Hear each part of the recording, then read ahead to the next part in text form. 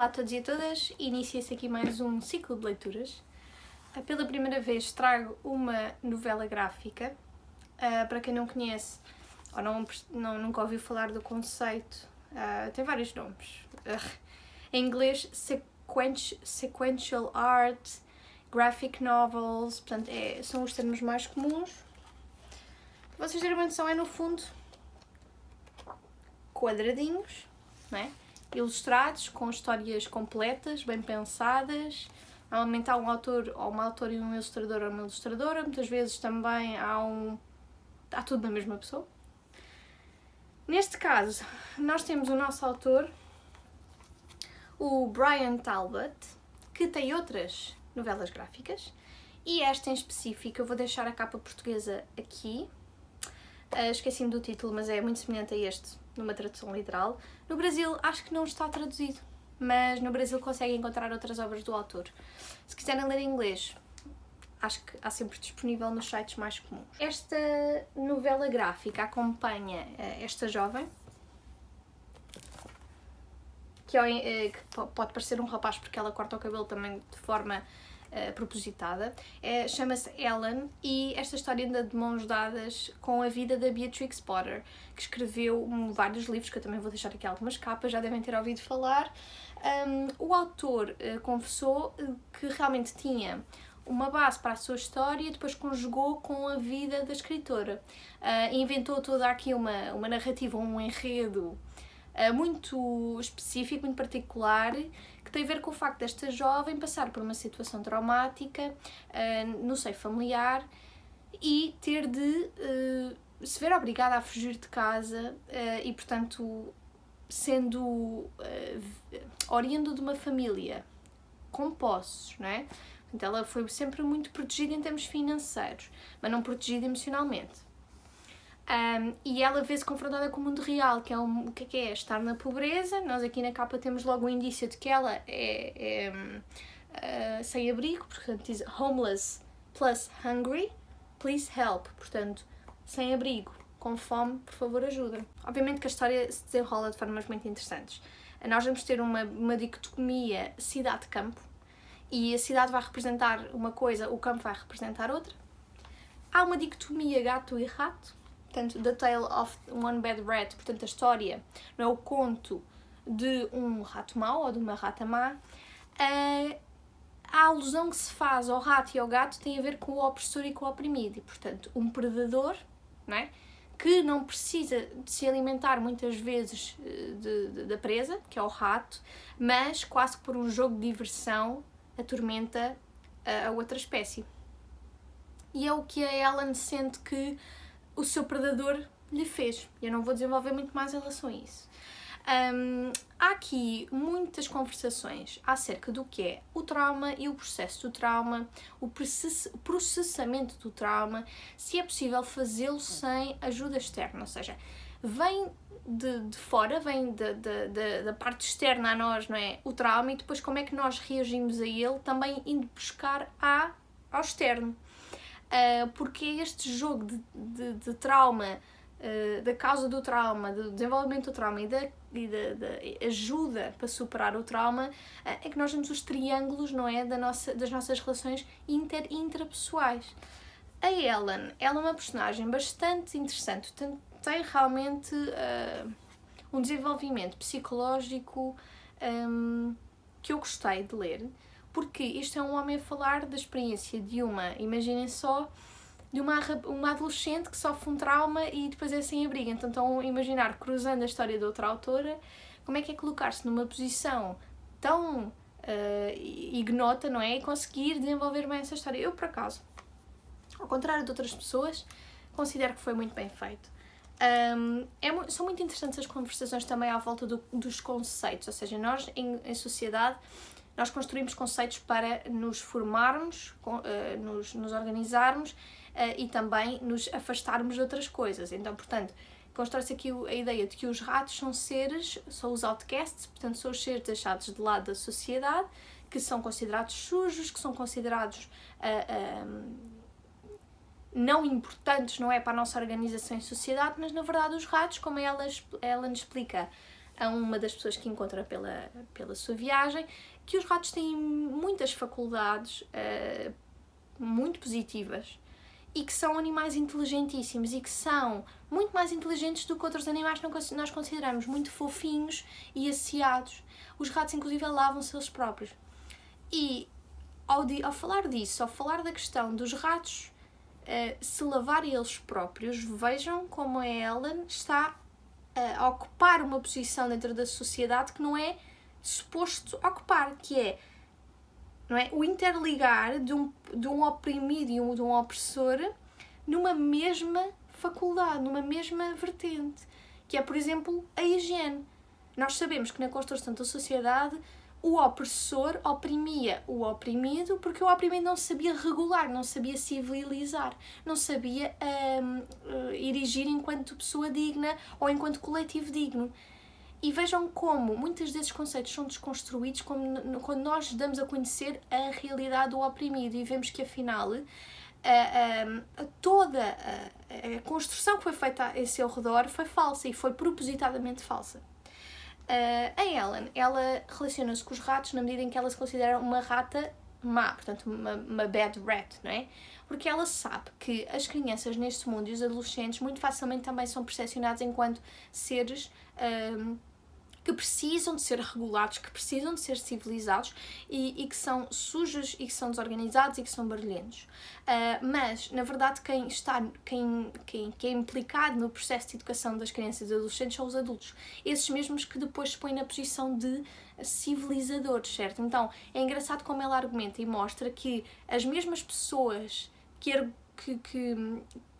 afirmam que tem de haver ali uma mão firme, uma regulação em certas categorias de pessoas na sociedade são as mesmas que constroem aquelas posições de vulnerabilidade que depois levam ao exercício da humanidade de forma, se calhar, menos aceite na sociedade. Então é engraçado como todas as relações de poder, elas existem articuladas, portanto não há aqui uma fragmentação de início, há aqui uma articulação desde sempre, elas formam-se umas às outras e depois, para responder à opressão, os oprimidos, o que é que fazem? Respondem de forma a proteger-se e a proteção que usam é vista outra vez como selvagem. Por exemplo, os ratos precisam de andar nos esgotos para sobreviver, mas foi porque foram obrigados a ir lá parar. Esta criança é obrigada a destituir-se da sua humanidade e da sua civilidade, não é? Portanto, deste teor da boa educação, do bom senso, não é? do decoro social, porque foi obrigada a isso pelas mesmas pessoas que a chamam de rata, uma rata selvagem. Estão a ver como está tudo muito articulado. Uma particularidade acerca desta novela gráfica é aqui um episódio estão a ver? Em que a Helena consegue apanhar um táxi e o taxista, penso que seja indiano, pelo menos ele conta, ele fala com a Helena acerca da simbologia dos ratos, porque ela menciona os ratos como faz com toda a gente. E ele diz-lhe, acho muito estranho aqui no Ocidente, não é? Implicitamente diz no Ocidente, vocês considerarem que, porque esta obra é do Reino Unido, pronto, acho muito estranho vocês considerarem os ratos como seres imundos porque nós temos templos a venerá-los, templos hindus, a venerar os ratos, a veneração de milhares de ratos. E portanto aqui temos também uma confrontação de que os nossos conceitos, os conceitos que nós construímos em sociedade, eles são fictícios. Porque daqui à Índia a distância entre a significação que nós damos aos conceitos é enorme. E portanto o que é que faz daquele rato um ser imundo materialmente, não é? É a concepção que nós fazemos dele, não o que ele é realmente, não o que ele é na materialidade. Porque no outro lado do mundo o rato significa o oposto. E então há essa discussão. Outra discussão também há, e que eu escrevi aqui nas minhas notas, tem a ver com a questão da vítima e do trauma e do abuso. Ou seja, a Ellen vai a perceber-se, desintegrando-se da vida de menor e de criança entrando na vida adulta, lendo livros de adultos sobre trauma, ela vai percebendo o que é a transição para um momento da vida em que ela não pode esconder-se mais por trás das saias ou das calças de uma mãe ou de um pai, de um avô, de uma avó, do que seja. Portanto, ela sabe que a partir dali a vida tem de ser assumida pelas suas próprias mãos, e bate de frente, não é, com a confrontação do trauma, e portanto ela explica neste livro vários passos de como saber lidar com o trauma e como é esse processo. E essa parte também é muito interessante. Portanto, nós estamos perante aqui uma heroína vítima, e por isso é que este livro tem o seu lado tão interessante, é porque ele confirma a ideia de que nós podemos ter na literatura heróis e ao mesmo tempo vítimas de traumas, vítimas das intolerâncias dentro da sociedade, e que isso torna a história ainda mais cativante do que ser um herói que representa o status quo. E a verdade é que aqui a Beatrix Potter, que é muito importante aqui na nossa graphic novel, tanto que no final há uma alusão aos livros da Beatrix Potter, que o autor faz questão de recriar, porque a Beatrix foi a inspiração base para este livro, portanto ela é mencionada muitas vezes, nela percorre os lugares geográficos que a Beatrix Potter percorreu até à morte. E essa há aqui uma incorporação da vida desta autora nos elementos narrativos, e portanto há uma inserção, uma incorporação de elementos biográficos, sem que isso conduza a narrativa para um beco sem saída, não é? Pode acontecer, mas não conduz, e é simplesmente fenomenal. A arte, ela foi uma tentativa também de não se distanciar completamente da Beatrix, da arte que ela construía, que ela fazia, e portanto toda esta novela gráfica é muito bem feita, porque há muito que se diz em palavras, há muito que se diz em silêncios, e portanto em imagens que simplesmente passam à nossa frente, e obriga-nos a pensar nas coisas. E eu não vos falei de nada do que acontece, portanto há muita coisa que acontece nesta obra que, se quiserem ler, descubram por vocês, porque eu também não vos vou contar tudo, senão não tem graça. Adorei. E deem oportunidades a novelas gráficas, porque podem ter a certeza que a maior parte das vezes se sentirão muito felizardos e felizardas pela experiência, porque realmente os nossos olhos muitas vezes precisam de novas histórias que nos guiem, e a nossa imaginação muitas vezes são buracos fechados e casulos onde nós tendemos a não sair, e obrigarem-nos, forçarem-nos a imagens que nós não imaginaríamos por nós mesmos, com cor, com expressão, faz falta.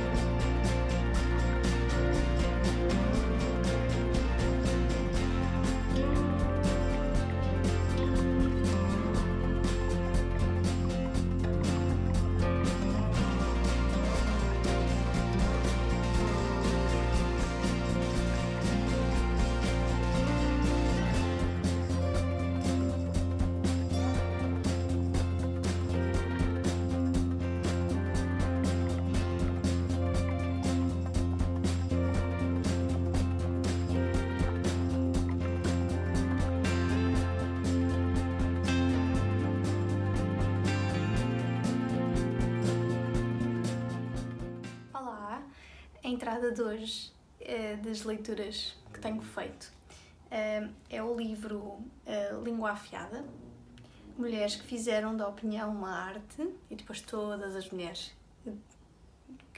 que aparecem neste livro. Este é um livro da Michelle Dean, que é esta senhora que se propôs neste livro a falar de uma data de mulheres que foram proeminentes na literatura americana do século XX. Ora, dentro da lista, digamos assim, dessas mulheres, posso já destacar algumas cujos nomes são bastante conhecidos, nomeadamente Susan Sontag, Dorothy Parker, Hannah Arendt, Rebecca West, Joan Didion, Mary McCarthy ou Nora Ephron. Há outras para além destas. Eu comecei a ler o livro e adorei a parte inicial. Primeiro porque nós temos aqui um prefácio que nos explica um bocadinho o raciocínio por detrás deste livro, nomeadamente o facto de só conter mulheres brancas de classe média alta.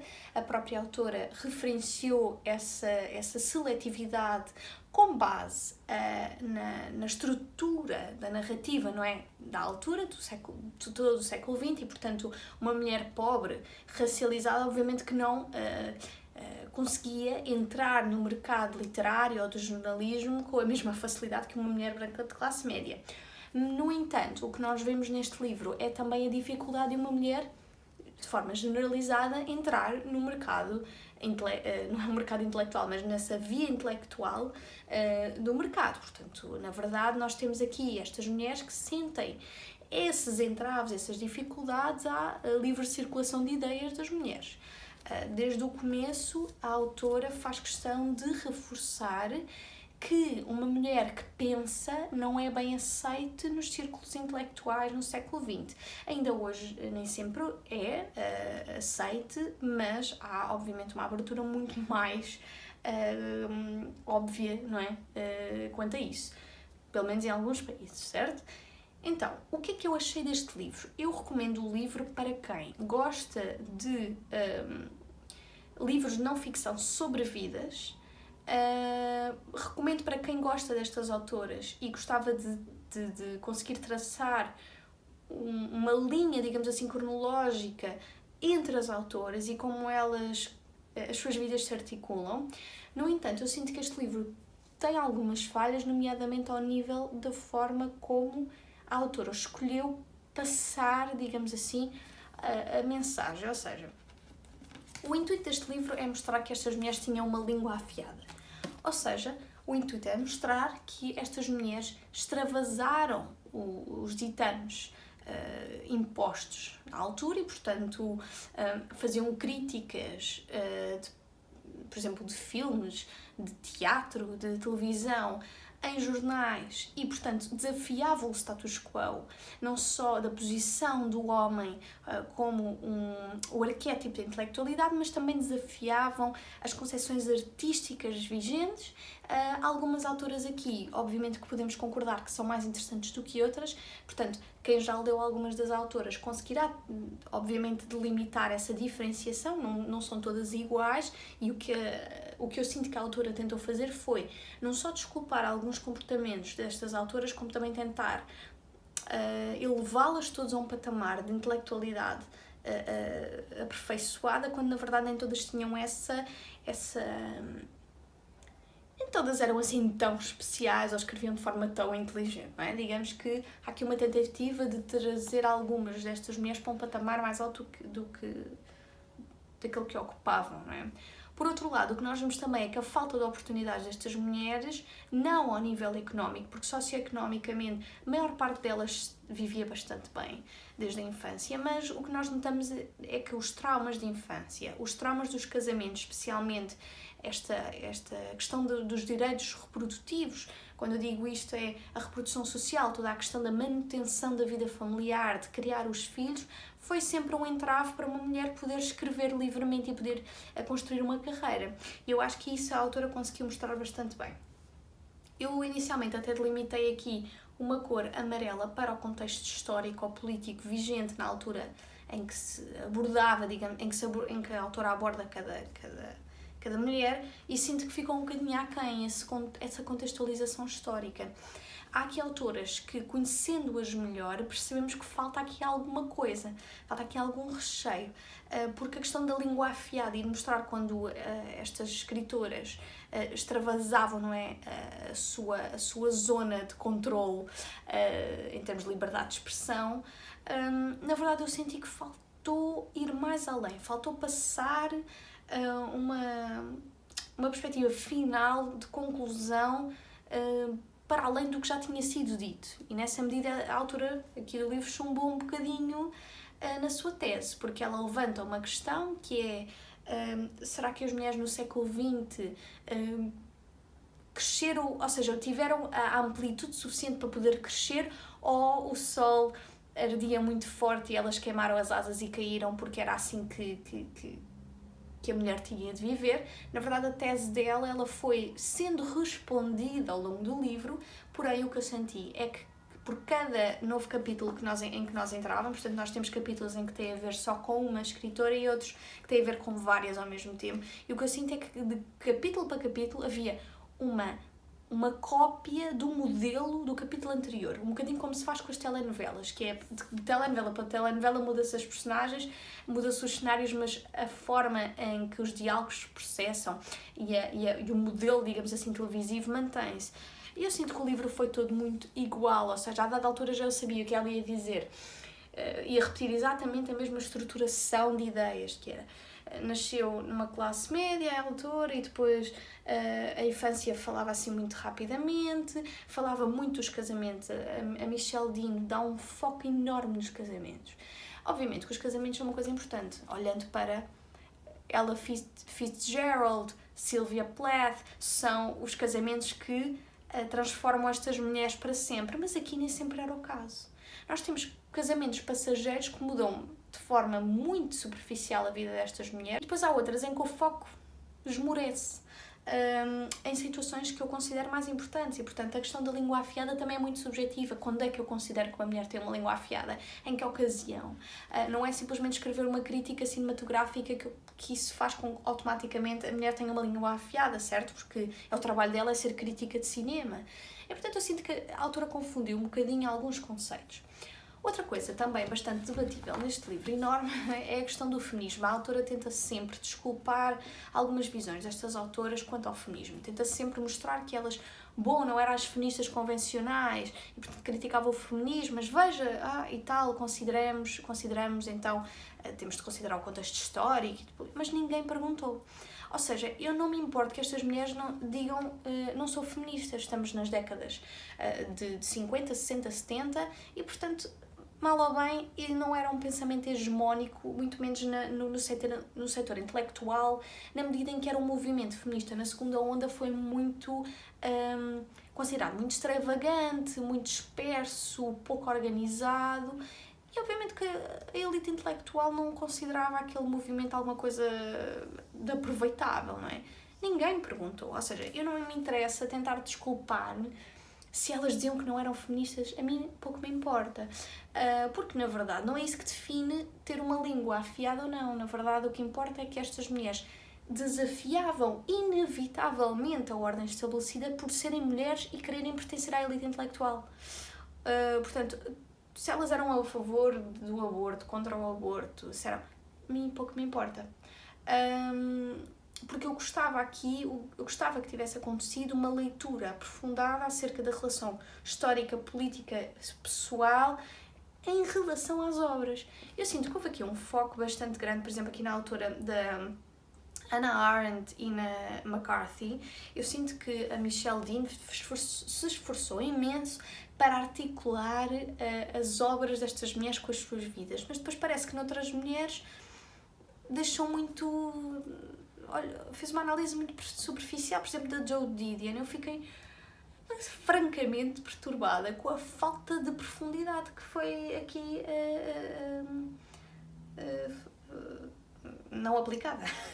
Enfim, isto para dizer que para mim é um bom livro. Isto é mais um livro que eu considero aquele livro de férias, em que uma pessoa lê ou na praia ou no campo, vai lendo, não é? Mas sinceramente, sinto que não é assim um livro maravilhoso, na minha opinião.